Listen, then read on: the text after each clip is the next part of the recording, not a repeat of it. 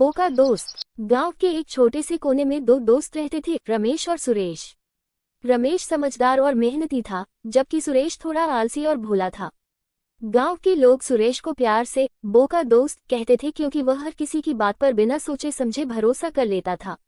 एक दिन रमेश ने सुरेश को समझाया, दुनिया में हर किसी पर भरोसा नहीं करना चाहिए। लेकिन सुरेश ने हंसकर कहा, भाई मैं तो सबको अच्छा समझता हूँ। एक बार दोनों जंगल में लकड़ियां काटने गए। वहां एक व्यापारी मिला, जिसने सुरेश से कहा, ये जादुई पत्थर तुम्हें अमीर बना देगा, बस मुझे तुम्हारी कुल्हाड़ी दे दो। बोले सुरेश ने तुरंत अपनी कुल्हाड़ी दे दी। रमेश ने उसे रोकने की कोशिश की, लेकिन सुरेश ने कहा, यह आदमी झूठ नहीं बोल सकता। कुछ देर बाद व्यापारी भाग गया। सुरेश को एहसास हुआ कि उसने धोखा खाया। रमेश ने हंसते हुए कहा, देखा, मैंने तुम्हें पहले ही चेतावनी दी थी। इस घटना के बाद सुरेश ने समझा कि हर किसी पर भरोसा नहीं करना चाहिए और अपनी समझदारी से काम लेना चाहिए। उसने रमेश को धन्यवाद दिया और अपनी गलती से सबक सीखा।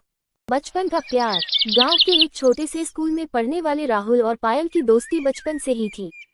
दोनों एक साथ खेलते, पढ़ाई करते और सपने देखते। पायल का मन बहुत सरल और प्यारा था, जबकि राहुल थोड़ा शरारती था।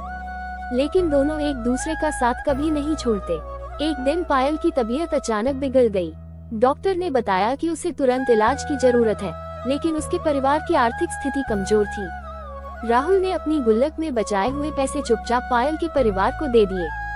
पायल का इलाज हुआ और वह जल्द ही ठीक हो गई।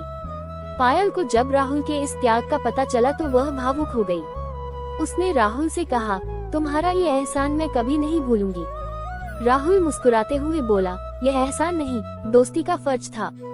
समय बीतता गया, लेकिन बचपन के इस प्यार और त्याग ने दोनों के दिलों में एक गहरी छाप छोड़ दी। जीवन की हर परिस्थिति में उन्होंने एक दूसरे का साथ दिया।